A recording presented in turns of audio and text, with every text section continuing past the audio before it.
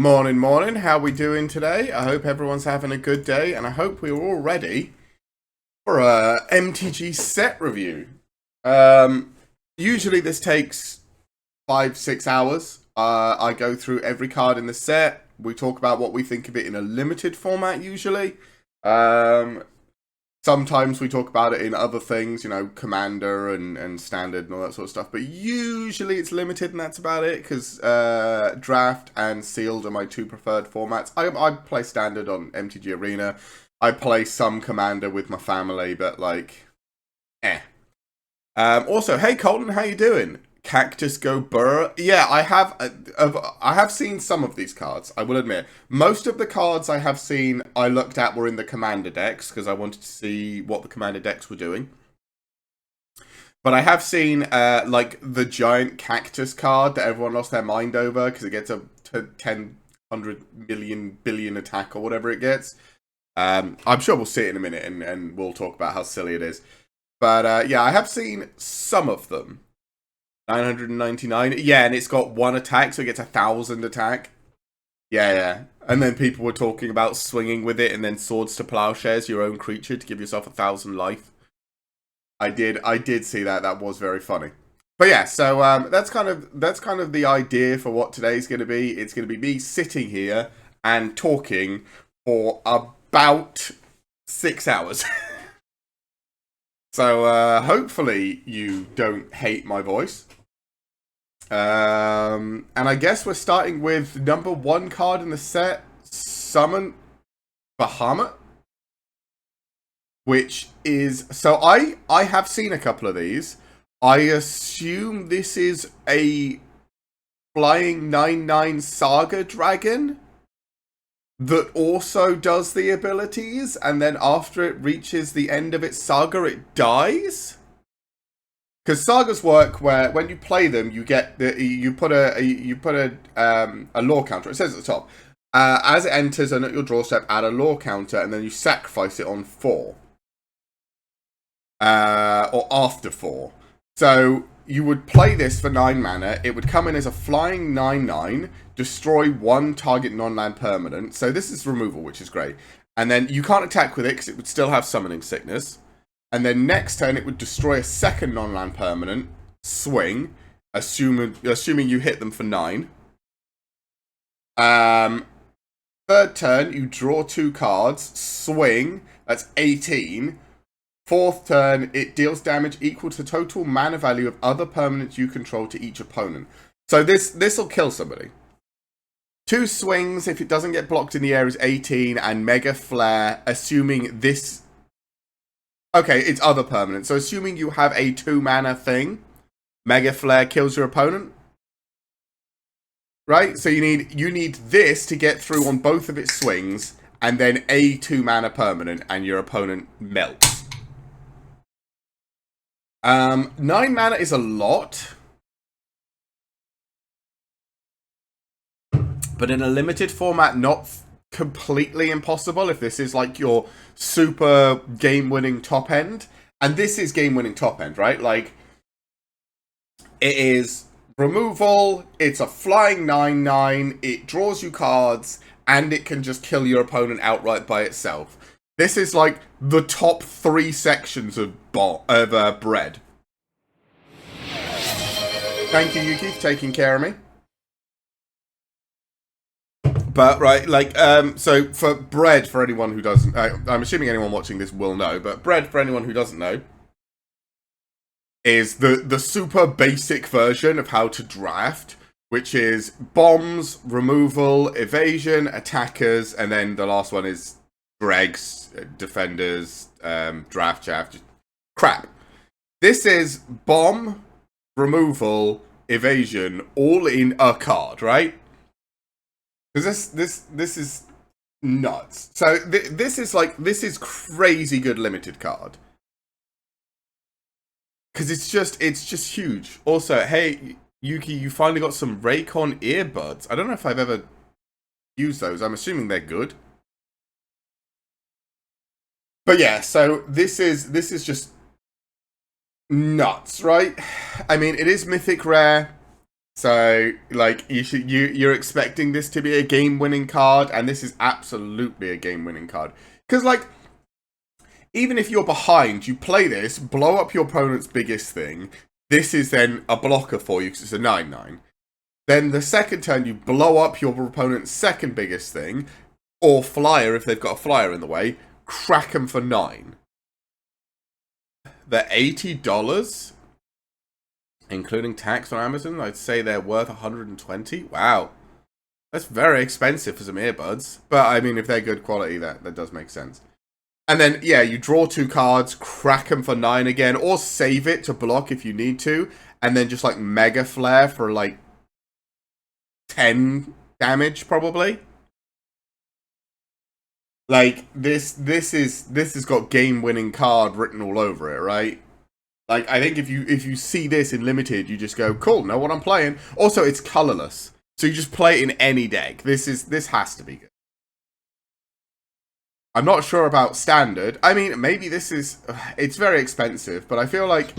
Hey, Fuzzy Litchi, thank you very much for the follow. It's very kind of you. But yeah, like... This in Limited specifically is crazy. It's probably really good in a lot of formats, because, like, Control decks would love this. Commander probably loves this. Limited, you're going to play this every chance you get it. Like, I think this is just a crazy good card. They're a very good brand of earbuds. Fair. I'm glad you got yourself some. Right, so that's the first card. Are the first couple also? This is colorless. This is unusual. Usually they start with white, the Wooburg, but we've got some colorless things. Okay. Ultima, Origin of Oblivion. Okay, a 5-mana flying 4/4, and whenever it attacks, put a blight counter on target land. For as long as that land has a blight counter on it, it loses all land types and abilities and can only tap for colorless. Whenever you tap a land for colorless, add an extra colorless.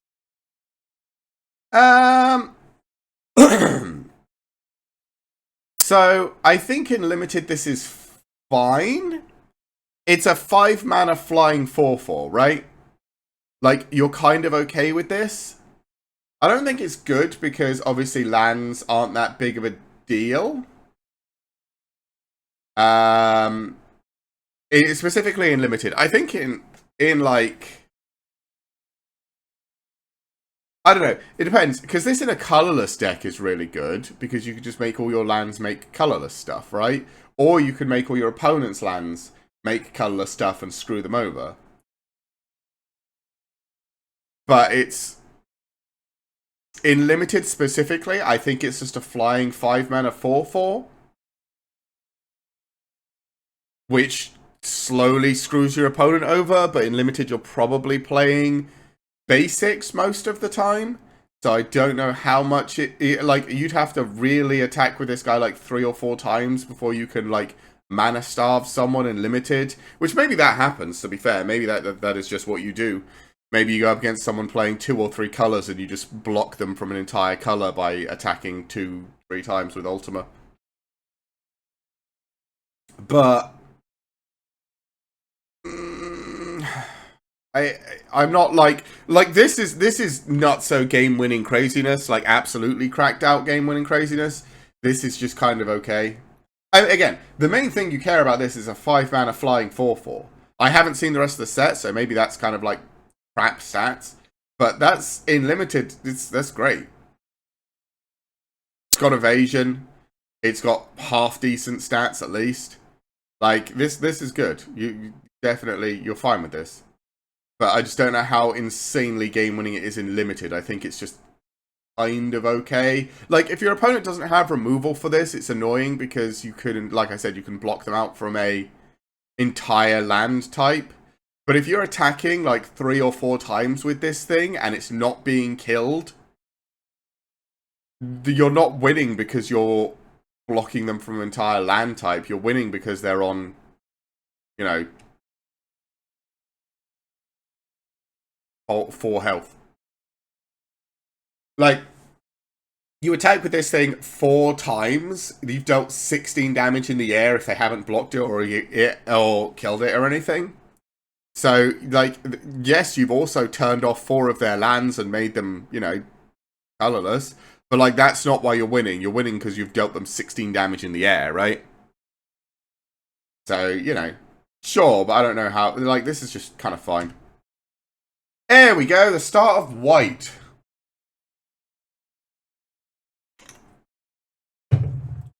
I will also say, by the way, in case anyone is interested, we've gone past 2 cards already, but I have played a little bit of Final Fantasy. So I remember, I think I played 7 a very, very long time ago. I remember a spider tank chasing me down a mountain and fighting on the back of a train. That's about it. I think I played 10 a decent amount. I remember Blitzball, I remember Sin, I remember a jellyfish that kept beating my ass, I remember shooting a big spear thing into Sin's fin when you're on a boat. So I remember a lot more of 10, but I have no memory of much beyond that.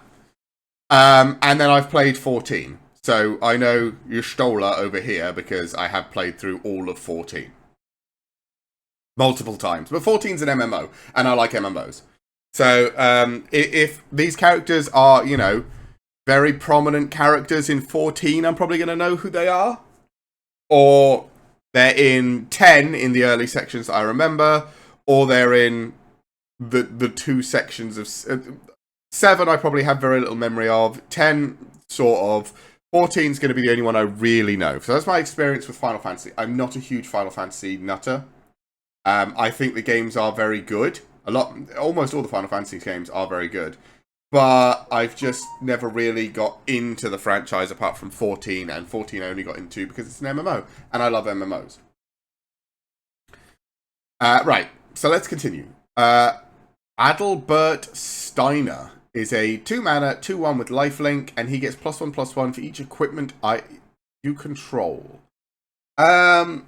I mean, he's okay for limited. He's a 2-mana, 2/1 with lifelink. So, like, he's fine for the cost. He probably trades with most other things at 2 mana, and he has lifelink. So he's a good early aggressive thing that you can just swing at your opponent. And if they've got no blockers or they don't want to block, you're going to heal. We'll have to have a look at how much equipment there is. Equipment usually isn't fantastic in limited because you kind of you need a certain amount of creatures. You would like a certain amount of removal, and then you kind of only have a few slots for equipment. So I'd say this at most is probably getting like 2 or 3 in limited, realistically. But maybe you have just a full equipment deck, and maybe you just super lean into this guy. I don't know how good he would be at that point. The thing is, if there's a 1-mana sorry, I just didn't even speak. If there's a 1-mana equipment, you play it on turn 1. You play this guy on turn 2. He's a 3/2. You play another equipment on turn 3. He's a 4/3 with lifelink. He's kind of a problem. That's without equipping any of them because they don't need to be equipped to him. They just need to be on the battlefield. So you can really start causing some problems with this guy if you have the equipments. The issue is I don't know if you can fit the equipments realistically in a limited deck. So Aerith Gainsborough?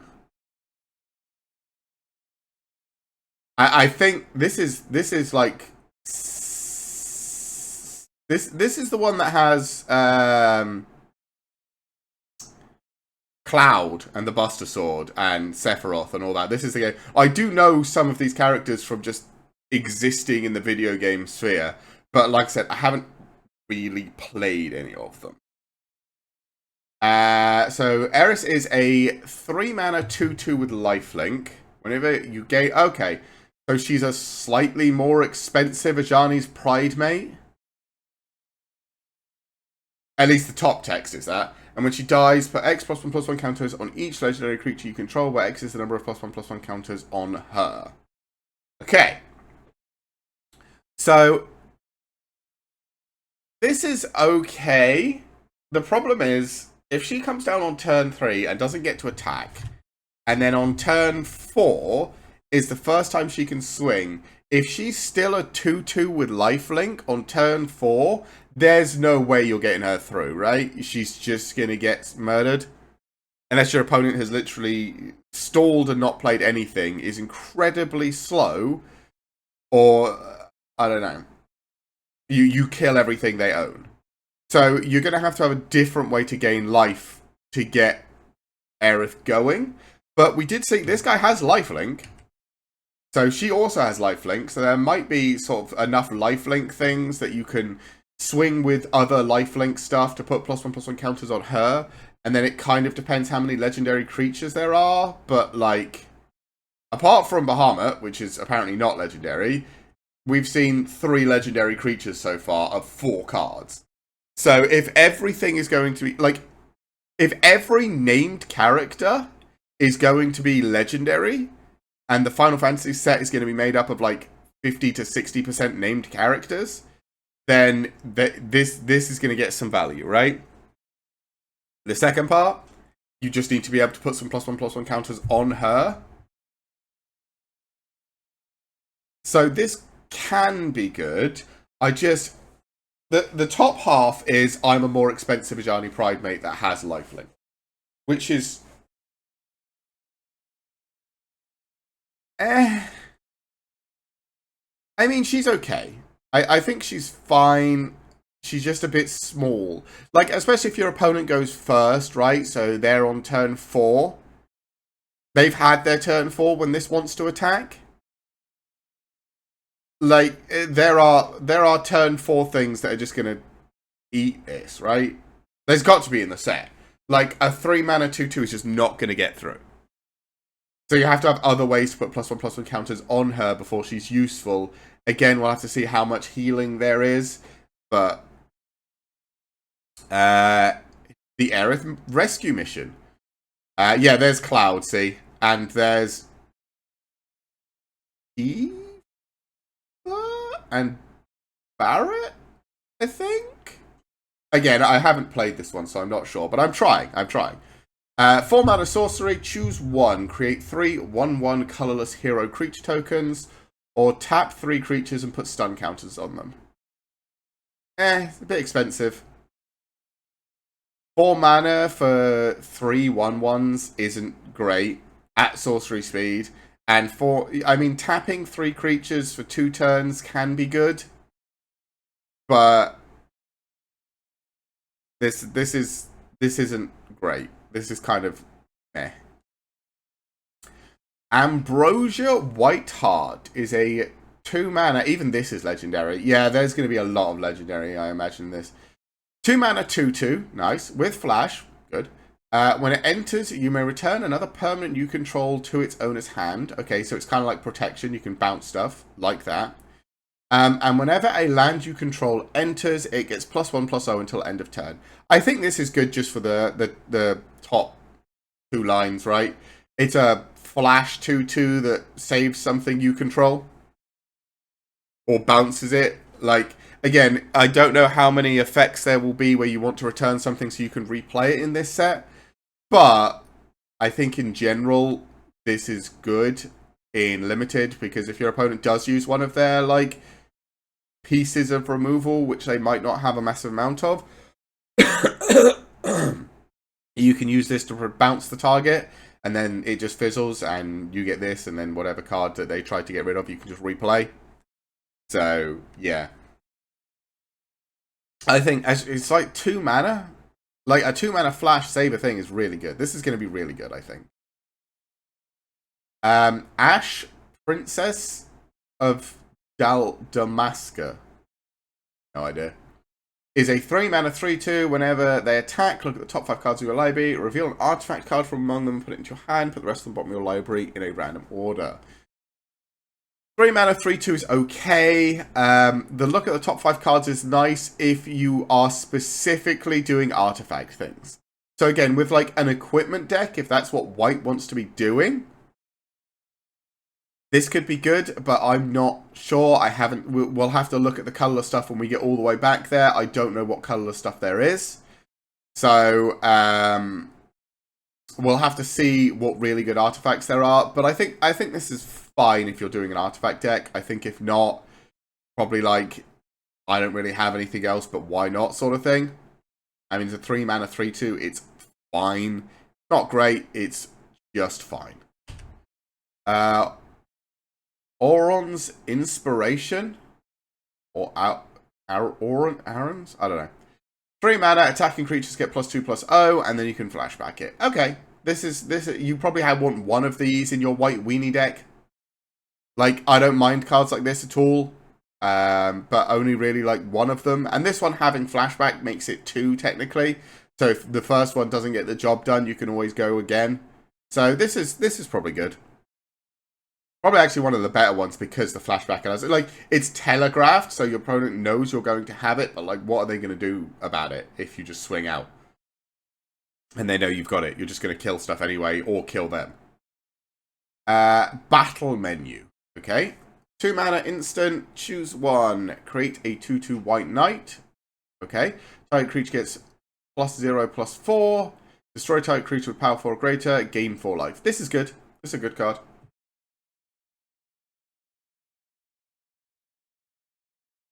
Like, two of them are good just by themselves. So create a 2/2 at instant speed for 2 mana is fine.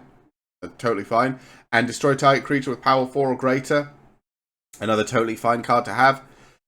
Gain 4 life if you've got the life gain stuff going and you need to get stuff. You need to get like area.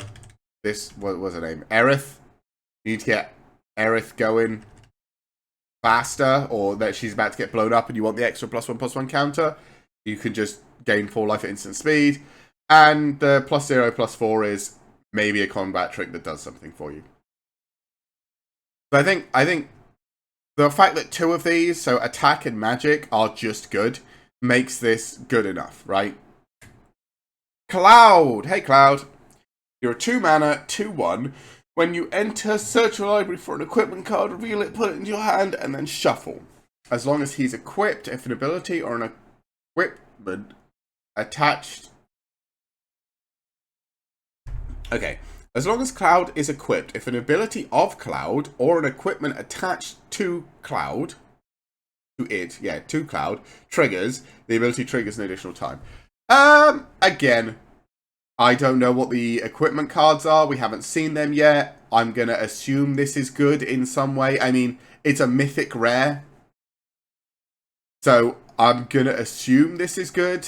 The only issue with it is it's a 2 mana 2/1, which is okay stats. But, I mean, if your opponent just goes, okay, -1/-1, like, this just dies.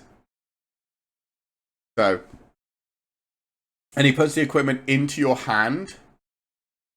So, like, and he doesn't automatically get equipped, so you have to play him, get the equipment, play the equipment, and equip the equipment before he does anything other than find the equipment you want. So again, it depends on what the equipment is and how good it is. Cloudbound Moogle.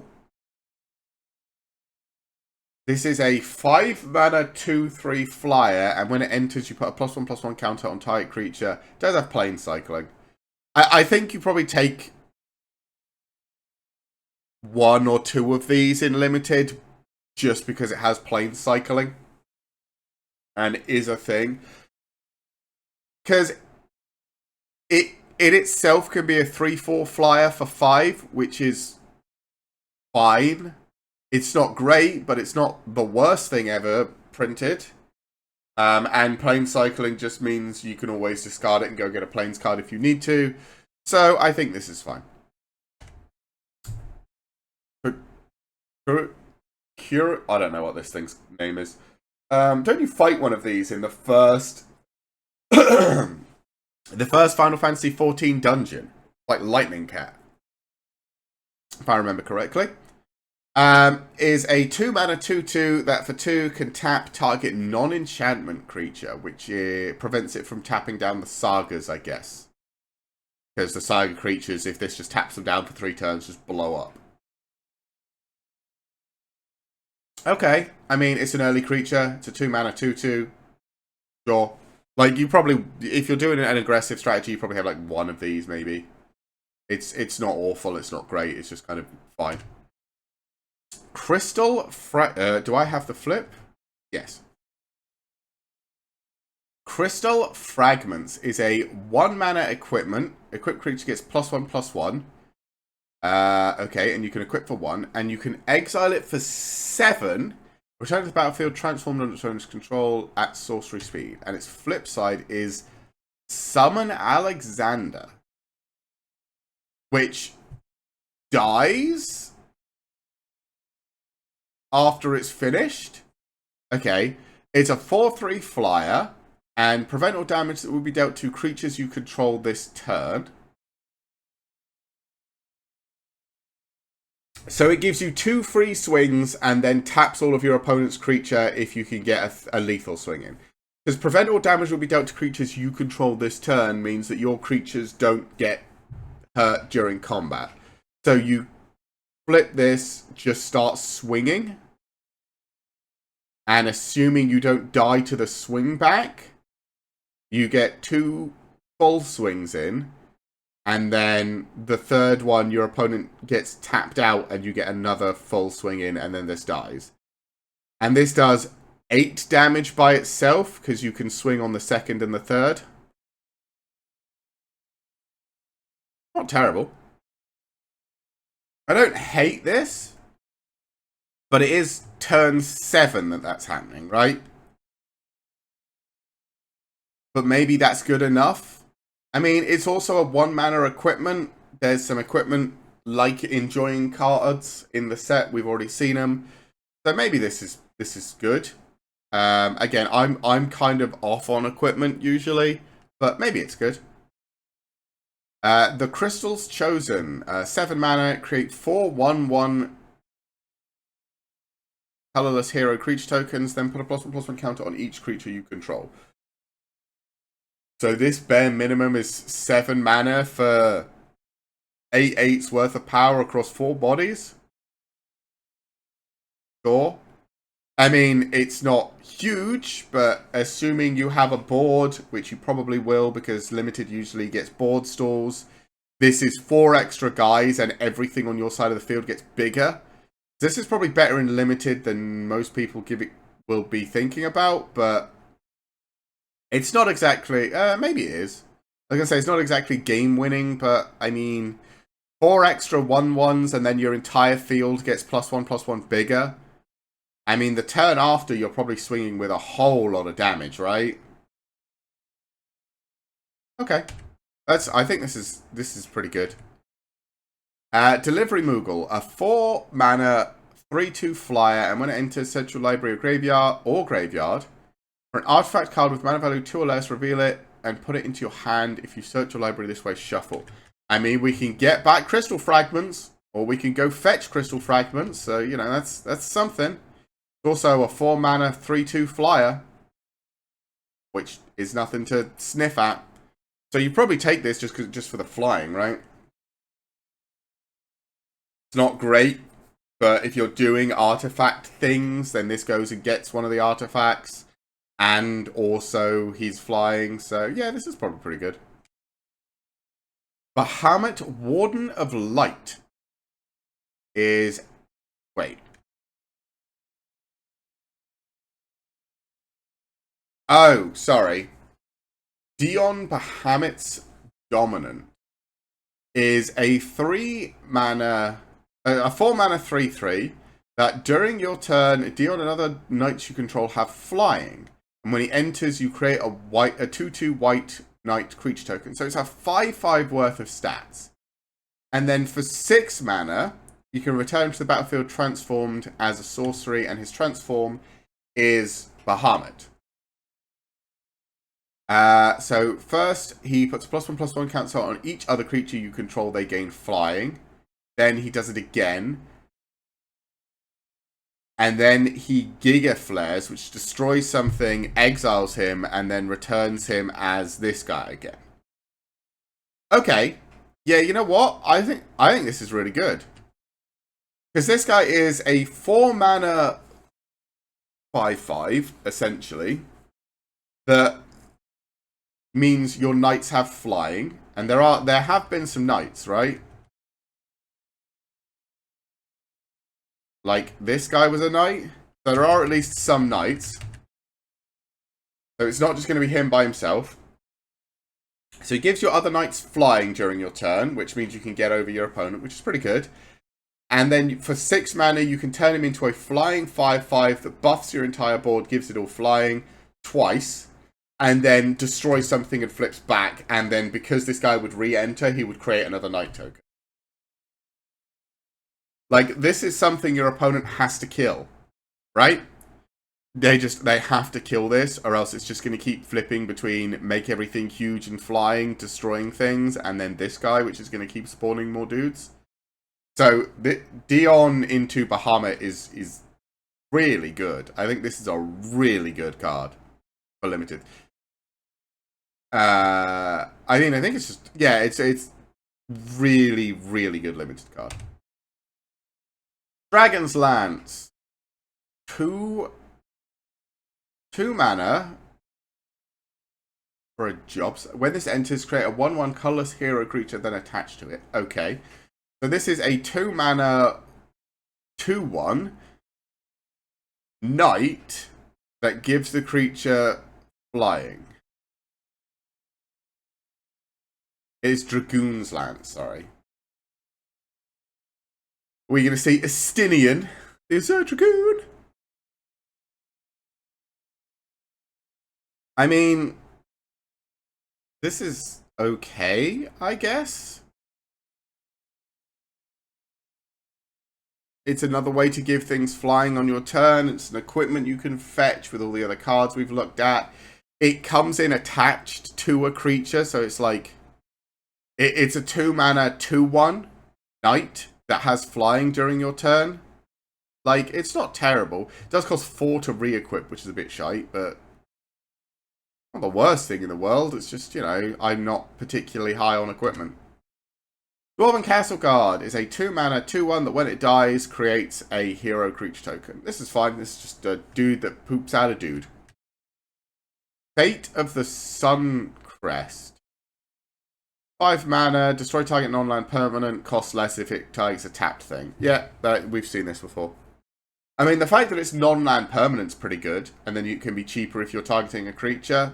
I mean, it's removal, you're taking removal, this is pretty good. From Father to Son is a 2 mana sorcery, search your library for a vehicle card. We haven't seen any vehicles yet, so I can't evaluate this. Reveal it, put it into your hand. If your spell was cast from your graveyard, that card's put onto the battlefield instead, then shuffle. So for 7 mana, you can search your library for a vehicle card and put it onto the battlefield.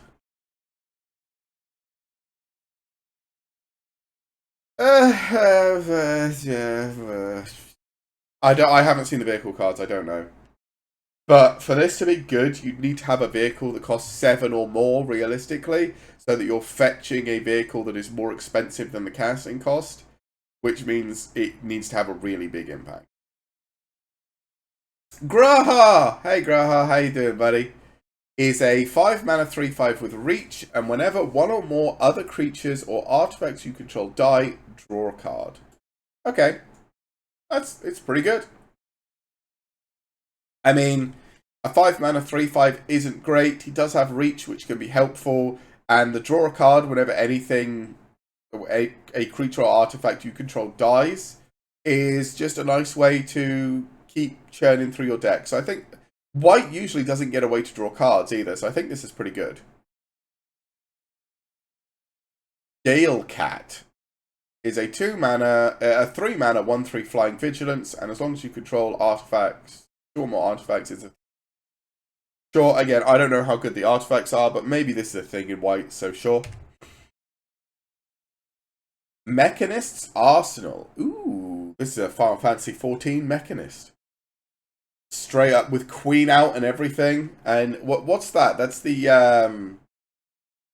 I was leveling a Mechanist before, and I just can't remember. Is that the Skyhook? I can't remember what that weapon is called. So it's a 5 mana equipment job select. When it comes in, it's attached to something. Equipped creature gets +2/+2, so it's a 3/3 for each artifact you control, and it's okay. So yeah, by itself, this is a 5 mana 3/3.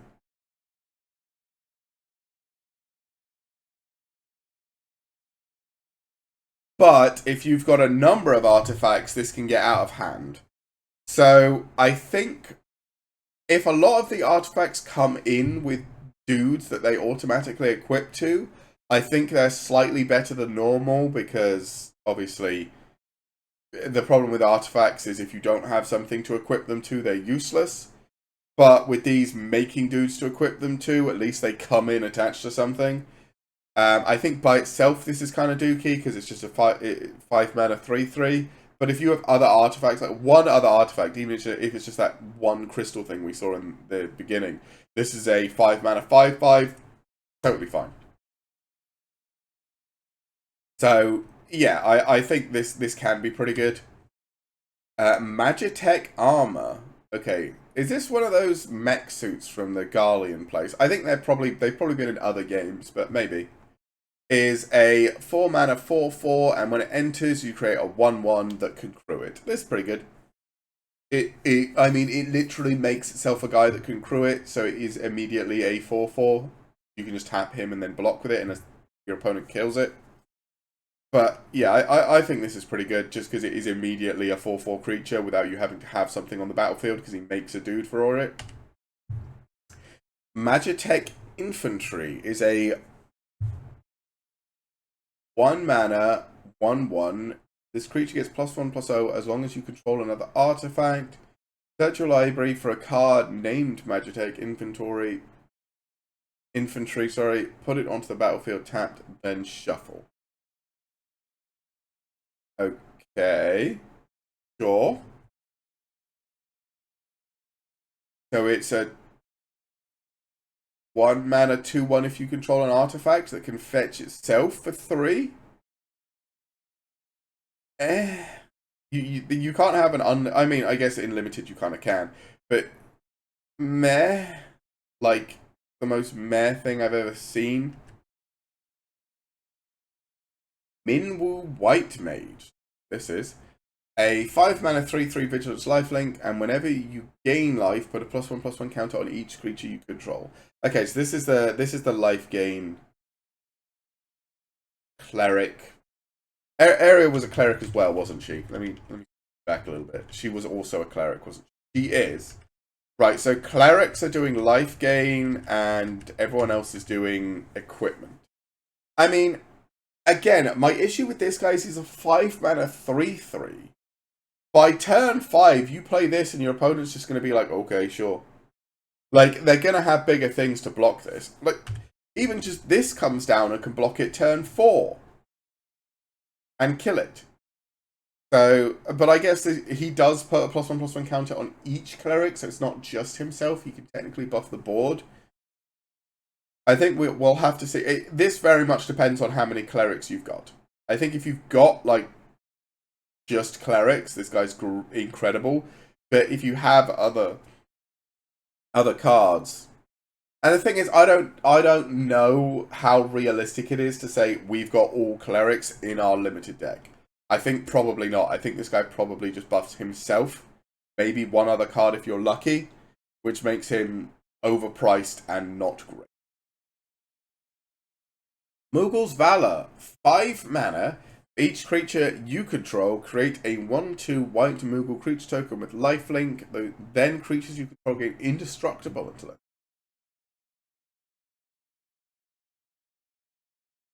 okay.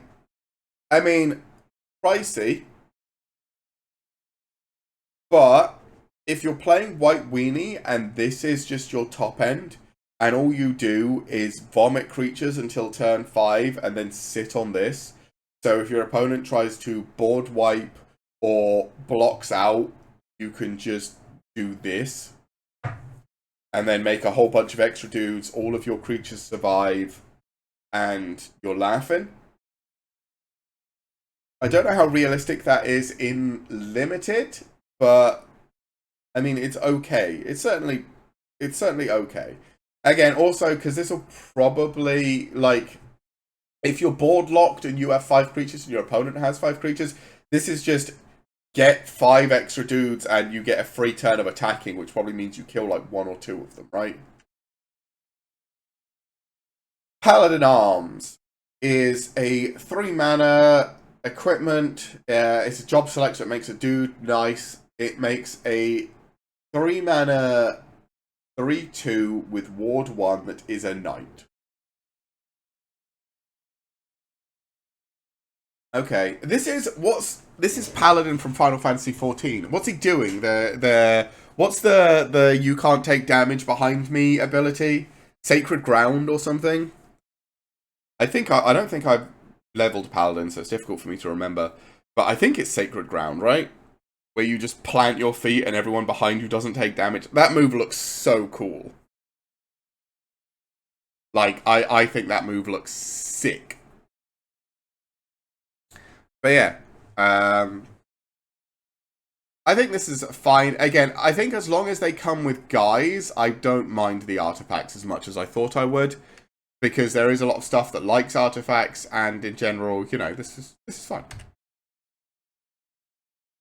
It's like fine stats is what I mean. Phoenix Down is a 1 mana artifact that for 2 you can return target creature card with mana value 4 less from your graveyard to the battlefield tapped, or you can exile a skeleton, spirit, or zombie. I mean, sure, this is just going to get used for the top one, and everyone's just going to use it to like reanimate dumb shit. Like I really with how things are on. Again, maybe this won't be as big a deal, but and in limited, this is probably okay because there's probably not that many insane things you can get with it. But in standard, I am getting sick and tired of the number of decks that are turn 1, play something, turn 2, discard 3 cards, turn 3, mill 4 cards, turn 4, reanimate a 10-drop.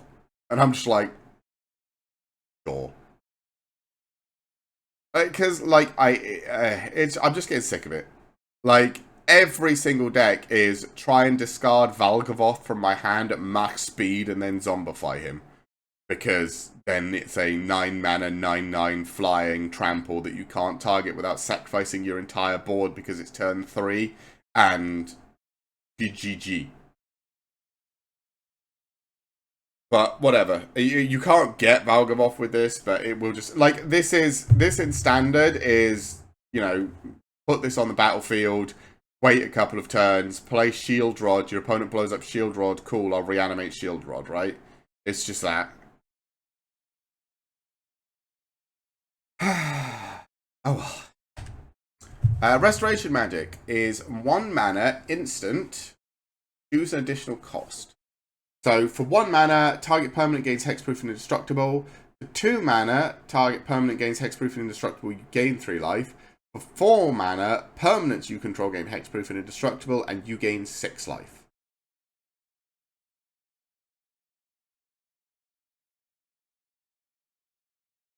I think this is okay.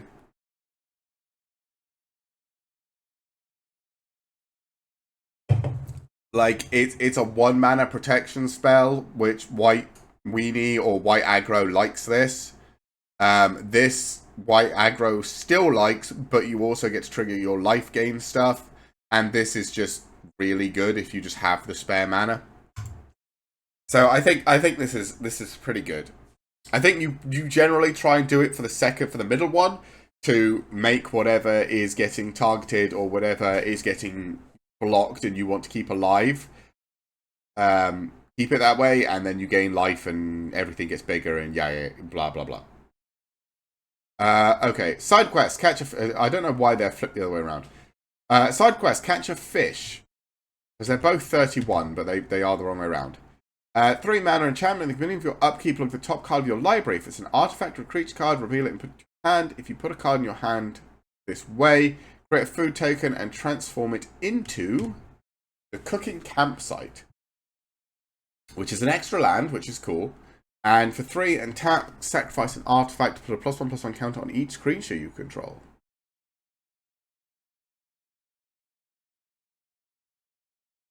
Okay.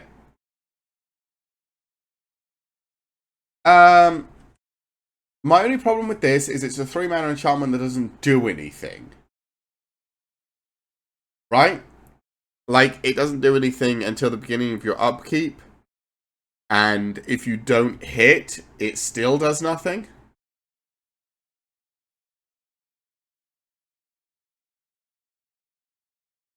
So this seems like a pretty decent card, right? But maybe it's just not good enough. Like, if you hit a creature, so if you play this on turn 3 and you don't play anything else, and then on turn 4 you trigger it immediately, it becomes a land, so you get an extra land, so you're up to 5. Like, it's sort of like ramp-ish almost, which is kind of weird. But I don't know how useful this is. Again, I haven't seen the artifacts. And you can only sacrifice something as a sorcery, so you can't even use it to, like, save stuff or to do combat shenanigans. Actually, I'm kind of falling off the side quest Catch a Fish. It's not incredible. Slash of Light is a 2-mana, deals damage equal to the number of creatures you control, plus the number of equipment you control type creature. Yeah, White usually likes these. White Weenie usually uses these as removal. So, yeah, it's removal. This is good. Snow Vilers. What? Okay, it's a 3-mana, star 3, with Vigilance, and its power is equal to the number of creatures you control. Again, in aggro, this is probably fine. Yeah, there's not much to say about this. Like, it's got Vigilance, which is nice, but yeah, this is probably just good in aggro and then meh in everything else for limited, so sure. What the fuck? Stitzelkin, Moogle Merchant, is a 1-mana, 1/2 lifelinker, and target opponent gains control of another target opponent you control. If they do, you draw a card. I don't know in limited. Again, if there's stuff you want to give your opponent that screws them over, maybe, but like, I don't know what... we haven't seen anything that you would want to give your opponent that screws them over.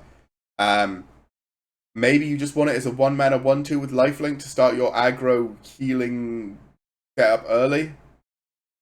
Which is probably what I'd take him for. I'd take him as a 1-mana, 1/2 with lifelink, so that if I've got the other lady or the other cleric guy, I can start the lifelink chain and start getting a bunch of +1/+1 counters.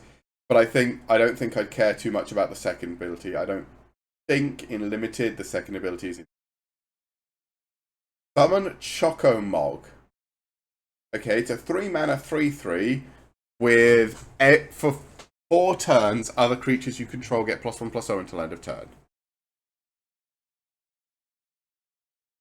Okay.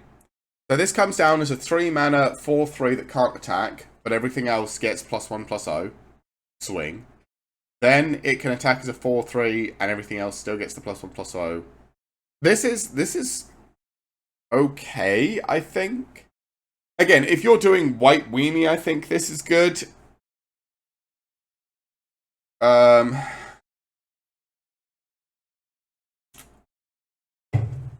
It's sort of... It's like the all creatures get +2/+0 with flashback, but stapled to a creature. But this guy doesn't have to attack for it to trigger, it just kind of happens, which probably makes it better than other creatures that have a similar effect when they attack. This is probably fine. It's probably not, you know, groundbreaking, but it's probably fine. Summon Knights of the Round, which is a 8-mana 3/3 indestructible. Okay. That for 4 turns creates 3 2/2 white knight creature token. That's 3, 6, 9, 12 knights in total. And then at the end, other creatures you control get +2/+2 until end of turn. So all of that. So you get 12 4/4s, and you put an indestructibility counter on each. This is nuts, right? This is another crazy ass thing. Like your opponent has to destroy this, but it's indestructible, so they have to exile this, or else you're just gonna kill them. Because it comes in as a 3/3 indestructible, make 3 knights, which means you just have 4 creatures, so you have blockers. Then it makes another 3 knights, which means even more, and then another 3 knights, and then another 3 knights, and then everything gets pumped and indestructible, and then this dies. But everything else is indestructible. This is another cracked out game winner, right? Are all the cracked... I mean, this is 8 mana, so it's very expensive. But again, usually limited is a bit slower, so you could probably get to something like this. Man, this just... And the thing is, on an empty board, this just wins you the game. So this is kind of what you're looking for, right? You play this onto an empty board, and your opponent just goes, "Oh, I'm dead," because you're just gonna kill them. Summon Primal Garuda is a 4 mana 3/3 flyer. You probably take it for that. And when it comes in, it deals 4 damage to target tapped creature an opponent controls. Sure. And then for 2 more turns, another target creature you control gets +1/+0 and gains flying. So you only get, what, like 1 attack out of this thing? Which is kind of crap. But it does probably kill something and give another creature the ability to hit your opponent twice. This is fine. It's probably one of the weaker sagas we've seen so far, but it's okay. It's got flying. You probably take it. It's theoretical removal. You probably just good enough. Ultima! I do remember this. Is a 5 mana sorcery, destroy all artifacts and creatures, end the turn. Holy shit. This is just, I mean, it's a sorcery, so you're only playing it in your own turn. But this is just like, shut up! Shut up! Just destroy everything and end the turn immediately.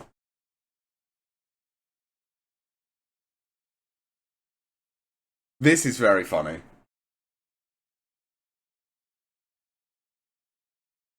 I don't know why the end of the turn thing is there, because that means you can't rebuild after you've blown up the board, right?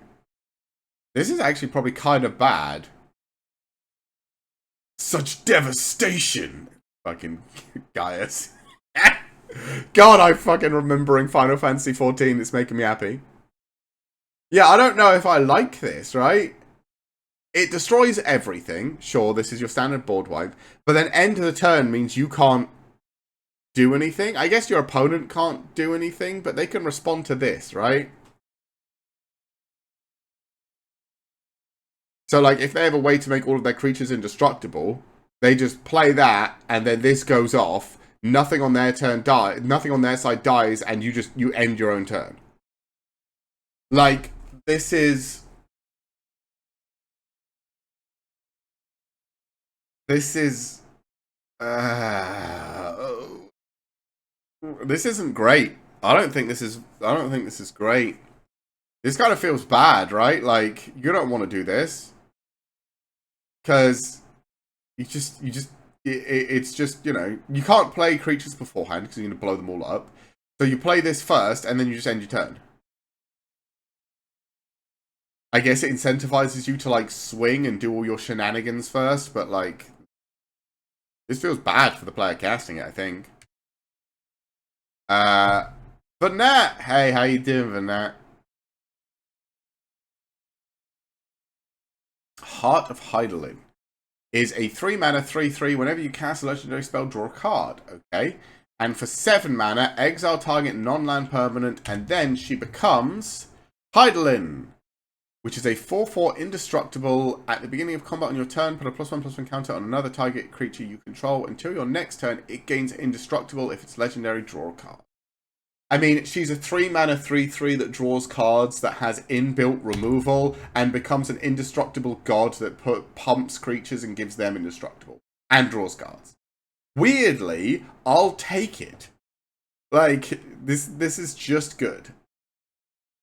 She does everything you need on a card, I think. She's not, like, cracked out nuts, because she comes down on turn 3 as a 3/3, and then probably doesn't get to do too much, apart from maybe draw you a card or two, and then either gets blown up or transforms into this. But once she transforms into Heidelin, she's just going to be blasting people.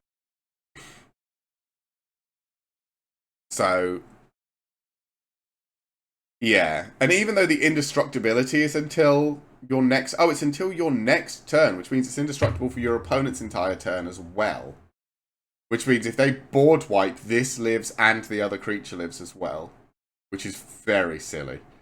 Yeah, this is really good. Essentially, they have to kill the Nat before she flips. They have to. Or else she just goes. And then I don't think there's much that can stop her. Weapons Vendor. 4 mana for a 2/2. When it enters, draw a card. At the beginning of combat, if you control an equipment, you may pay 1. When you do, attach target equipment you control to target creature you control. This is good to cheat out equipment costs, but again, I'm not too huge on equipment. I don't know how good that's going to be. It does replace itself because it draws... maybe this is fine. It's a bit weird. This is probably good, but again, we need to see what really good equipments there are, because there have been a couple of fine equipments, but nothing that's like absolutely insane. White Aura Sight. Oh, I've seen this. This is in one of the commander decks. It's an exile that also adds mana. This is good. I like this card. This is removal that gives you extra mana. I actually quite like that. White Mage's Staff is a 2-mana job select, so it makes a 1/1. Turns up, so it's a 2-mana 2/2. Cool. Whenever this creature attacks, you gain 1 life. And is a cleric in addition to other types. Sure, like, for the cleric life gain thing, that's pretty good. It comes down as a 2/2 for 2 mana, so I don't even hate the stats for it. Yeah, I'd say this is pretty good. The Wind Crystal. 4 mana, white spells you White spells you cast cost 1 less. If you would gain life, you gain twice that much. Creatures you control gain flying and lifelink. Are these like super turbo mega whatever what's it called, like Sapphire and all the old ones that used to make the color of things? Because this is everything White wants to do in this set on a card, right? So first of all, it makes white spells cheaper, which is that's good for any white deck ever. If you would gain life, you gain twice that much. So that means all the clerics gain double life, which is what this is. So all the cleric creatures are happy, and creatures you control gain flying and lifelink. All the knights are happy because they all want to gain flying or whatever. Like this is crazy. Is there one of these for each of the colors that just does everything that color wants in the set? Because if so, then these cards are kind of like the bomb, right? You're Not Alone is a 1-mana instant. Type creature gets +2/+2. If you control 3 or more creatures, it gets +4/+4. Cool. Nice little buff, especially if you're in weenies. Zac Fair is a 1-mana 0/1. Okay, so 1-mana 1/2, and you can sacrifice him to give target creature indestructible, and you put his counters on that creature and attach any equipment to that creature. Okay, I think this is pretty good, right? For 1-mana 1/2, you can get some early chip with him, and then at any point you can just blow him up, put the counter on something better, and move all equipment onto that thing for free. You can do it at instant speed as well, so you can do it when the creature is about to punch your opponent in the face, so you can get any triggers off the items, whatever they might be. Yeah, that's pretty good. Hey, we're on blue. Okay, so mono white. What do we think? I think this wind crystal is very telling, right? So mono white wants to gain life and it wants to do equipment. I'm usually not a big equipment person, but I don't... the equipment that makes a guy and then attaches to it, this job select stuff, I don't hate. I think that's fine. There are some really good cards, like Vanat is crazy, Knights is crazy, where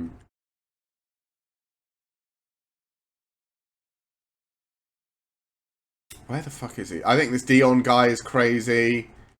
I think Aerith can be good with a couple of the other life gain cards. There are a lot more life gain cards than I thought there were going to be. So I think maybe Aerith and this Minwoo guy are actually pretty good if you can get enough of the life gain cards, but they're not like Vanat's just going to win you a game by herself. Knights of the Round are going to win you a game by itself. The Wind Crystal probably wins you a game by itself if you've got, you know, life gain stuff or just enough creatures that you can just turn them, give them all flying and lifelink and just crunch your opponent in the face. So I think so. White's from what it looks like, white is healing and equipment, and I've never been a big fan of equipment because it's just an easy way to get yourself 2 for 1. But most of the equipment in the set comes with something stapled to it, even if it's just like the 1/1 hero thing. So I don't hate it as much. So I think white's doing okay. I think white has a couple of, or like three really good bombs. I don't like Ultima. I think Ultima's kind of bad board wipe. But I mean, it's about time white got a bad board wipe. They've had Sunfall for about 50 fucking years at this point. So yeah, you can have a bad one for once.